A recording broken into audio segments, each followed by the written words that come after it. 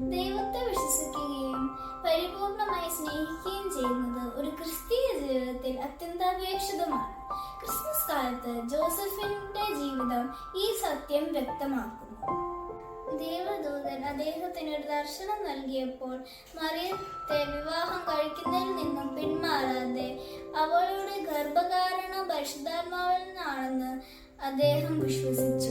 ഔസേപിതാവിന്റെ വിശ്വാസം ദൈവത്തിന്റെ നിയമങ്ങളിലൊപ്പം നടക്കാൻ പ്രേരിപ്പിച്ചു. ദൈവദൂതന്റെ നിർദ്ദേശം അനുസരിച്ച് മറിയത്തെയും കുഞ്ഞിനെയും ഈജിപ്തിലേക്ക് കൊണ്ടുപോയി. ഈ യാത്ര അപകടകരവും ബുദ്ധിമുട്ടുള്ളതും ആയിരുന്നു.